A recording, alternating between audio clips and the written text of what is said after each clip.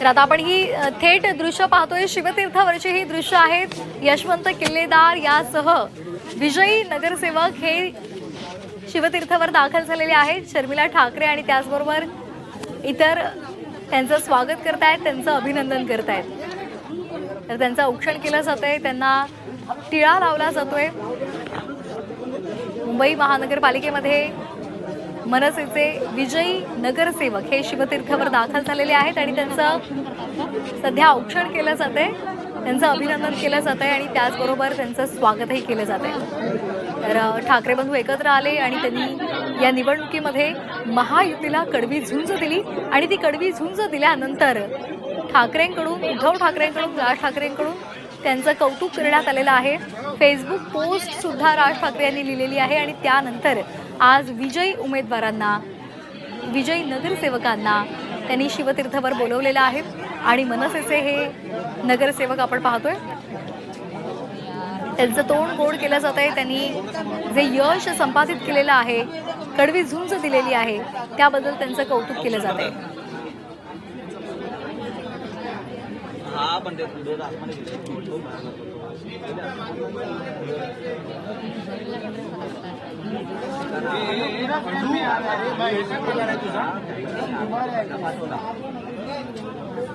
आपण ही थेट दृश्य पाहतोय।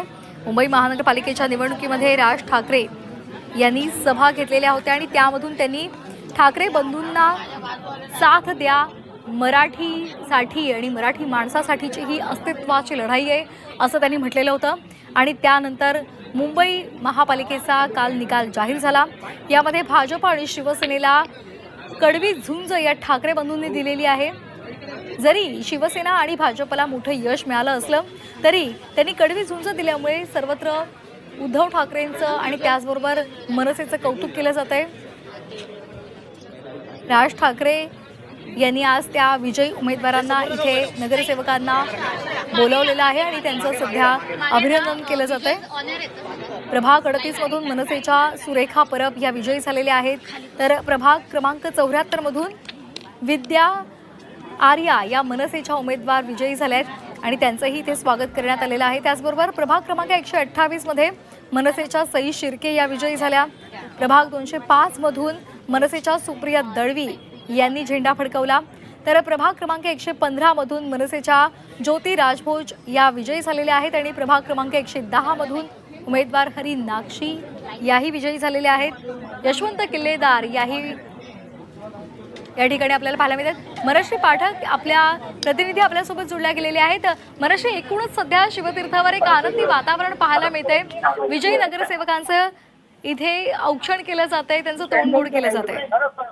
नक्की स्वतः शर्मिला ठाकरे या औक्षण करायला शिवतीर्थावर उपस्थित आहेत आणि सगळ्या विजयी उमेदवारांचं त्या जातीन स्वतः औक्षण करत आहेत, त्यांना मिठाई भरवली जाते। नगरसेवक, जे नवनिर्वाचित नगरसेवक आहेत, त्यांचं तोंड गोड केलं जात आहे आणि अर्थातच शिवतीर्थावरचा हा माहोल बऱ्याच काळानंतर शिवतीर्थावर बघायला मिळतोय।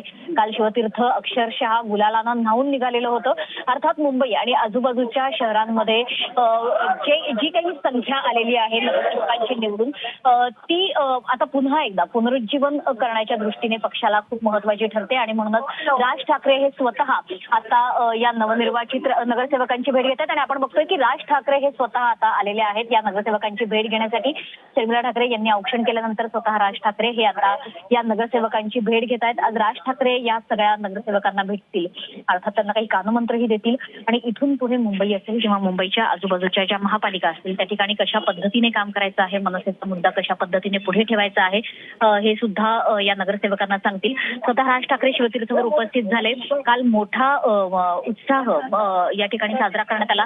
यशवंत किल्लेदार हे जे नगरसेवक निवडून आलेले होते, त्यांनी या ठिकाणी येत गुलाल उधळलेला होता आणि राज ठाकरे यांना आपलं विजयी प्रमाणपत्र दाखवण्यासाठी म्हणून अनेक नगरसेवक हे आलेत। नवी मुंबईचे नगरसेवक विशेषतः आलेले आहेत आणि त्यांनी सांगितलेलं होतं, अभिजित देसाई हे ते नगरसेवक आहेत, त्यांनी सांगितलं होतं की आपण राज ठाकरे यांना आपलं सर्टिफिकेट दाखवू आणि सोबतच जे प्रमाणपत्र, आपलं विजयी प्रमाणपत्र हे त्यांना अर्पण करू। त्यानुसार ते आले आणि प्रत्येक नगरसेवक आता स्वतः राज ठाकरे यांची भेट घेत आहेत आणि त्यानंतर राज ठाकरे कदाचित या सगळ्या नगरसेवकांना पुन्हा एकदा शिवतीर्थ या ठिकाणी बोलवून काही मार्गदर्शन सुद्धा करू शकतात. कारण गेल्या काही दिवसांमध्ये मराठीचा मुद्दा हा मनसेनं लावून धरलेला होता. इतकंच नाही तर विकासाचा मुद्दा हा सुद्धा आता इथून पुढे मनसेच्या वाटचालीच्या दृष्टीने अतिशय महत्वाचा ठरणार आहे.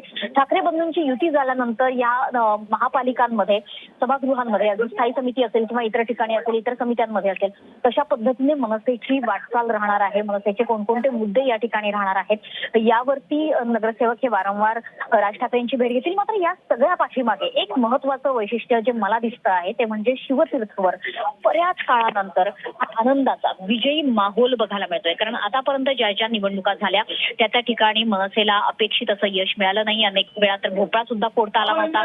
अनेक वेळा अगदी मोजकी संख्या म्हणजे डबल डिजिट संख्या मनसेला गाठता आलेली नव्हती. ती मुंबईत सुद्धा गाठता आलेली नाहीये.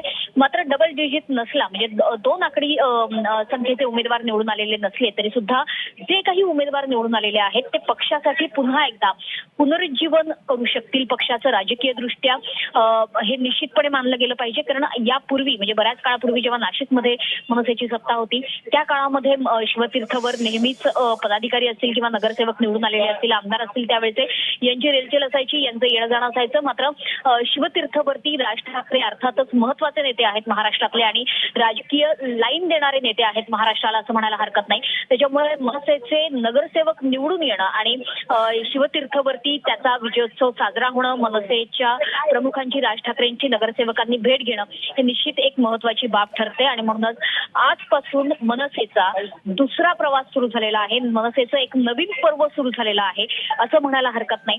मनसेचं हे नवीन पर्व मुंबई महापालिका असेल, नवी मुंबई महापालिका असेल, आजूबाजूची शहरं असतील, यामध्ये त्यांना नेमकं कशा प्रकारचं चित्र मिळवून देत आहे, कशा प्रकारचं यश मिळवून देत आहे हे बघणं आता महत्वाचं आहे. त्याच्यामुळे आता सध्याचं जे चित्र आपण बघतो की राज ठाकरे हे प्रत्येक नगरसेवकांची भेट घेत आहेत. खरं तर यापूर्वी जे म्हटलं जायचं की ठाकरे बंधू हे नगरसेवक असतील किंवा त्यांचे पदाधिकारी असतील यांना भेटत नाहीत अशी पद्धतीची टीका जी होती ती उद्धव ठाकरेंवर सुद्धा झाली होती. पण ज्या पद्धतीने मी म्हणते की आता मनसेचं हे दुसरं पर्व आहे. मनसेला मिळालेली राजकीय दृष्ट्या ही एक महत्वाची आणि मोठी संधी आहे जी एक नवी संधी म्हणून बघता येईल. आणि अर्थातच या संधीचं सोनं हे नगरसेवक करतायत का, राज ठाकरे स्वतः करतायत का हे महाराष्ट्र आगामी काळात बघेलच.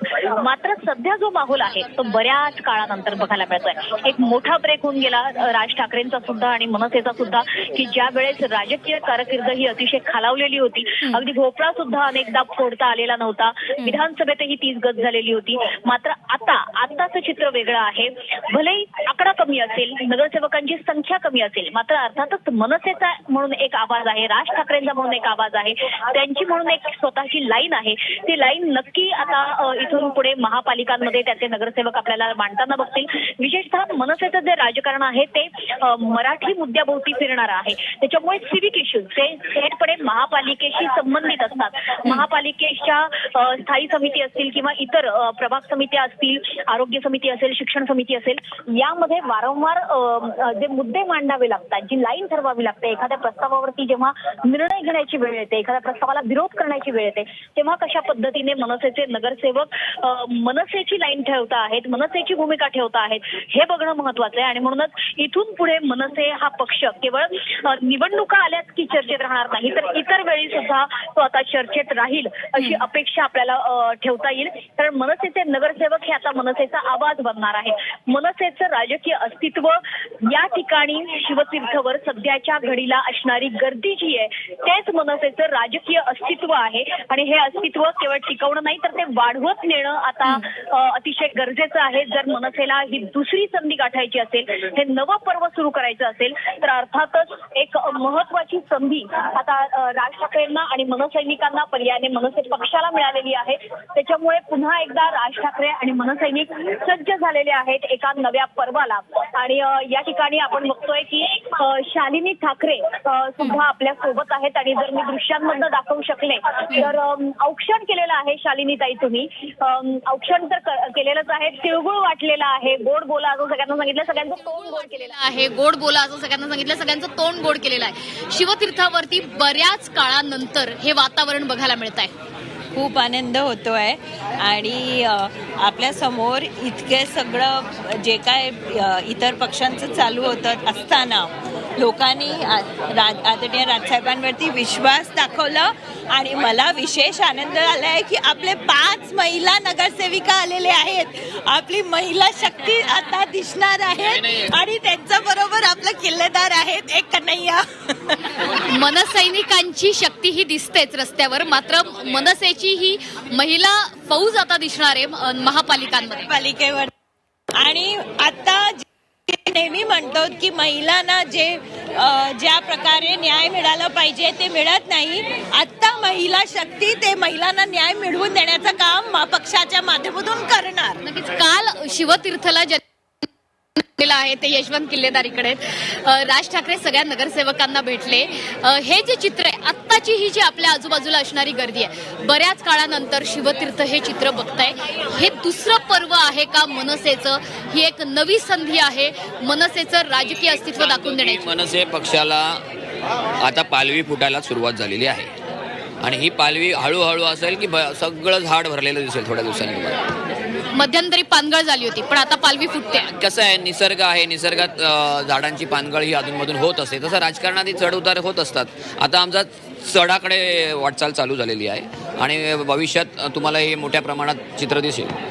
नक्की आपण बघतोय की इथे म्हणजे मला हालायला खरं तर जागा नाहीये, इतकी गर्दी झालेली आहे. कारण मनसेचे निवडून आलेले नगरसेवक आहेतच, मात्र सोबतच अनेक मनसैनिक सुद्धा आहेत, सोबतच अनेक कार्यकर्ते आहेत. समोर आपण बघतोय की शर्मिला ठाकरे या सुद्धा संवाद साधत आहेत. आपण त्यांच्याकडे थेट जाणार आहोत की कशा पद्धतीने आता शर्मिला ठाकरेंनी औक्षण केलेलं आहे. आपण प्रयत्न करूयात त्यांच्यापर्यंत पोहोचण्याचा. मात्र सगळे मंत्री देखील त्या प्रचारासाठी उतरलेले बघायला मिळाले. शर्मिला ठाकरे आपल्याशी संवाद साधतायत. बघायला मिळतात. तुम्हाला गंमत सांगते मी की तिथे त्यांनी किती लोक उतरवले, पण आमच्याकडे तर एक रिक्षावाल्याची बायको आली आहे. म्हणजे आम्ही पैशाने तर कमी होतोच, पण मी जसं बोलली तसं की आमच्याकडे कार्यकर्त्यांची जी फळी आहे ना, आम्हाला मध्ये एक असा व्हॉट्सअपवर मेसेज आला होता की किती विद्यार्थी सोडून गेले तरी प्रिन्सिपल काय थकत नाही. तसंच आहे की विद्यार्थी तो घडवत असतो. तसंच आहे की त्यांना म्हणजे मला कमाल वाटते की भारतीय जनता पक्ष हा इतक्या वर्षाचा पक्ष आहे, पण तुम्ही जर आत्ता पण त्यांची जर लोकसभेतले खासदार, विधानसभेतले आमदार आणि इकडे कॉर्पोरेशनचे जर तुम्ही लिस्ट बघितलीत ना, तर त्यांच्याकडचे 10% पण नसतात. म्हणजे निवडणूक आल्या इतकी त्यांची वाईट अवस्था असते की ते बघत असतात की तुम्ही कोणाला देताय. मग आमच्या तर उमेदवारांना सांगून ठेवलं असतं की या इकडे. म्हणजे कल्याण डोंबिवली तुम्ही बघाल तर आमच्या 2 अख्ख्या शहर बॉडीज त्यांनी पळवल्या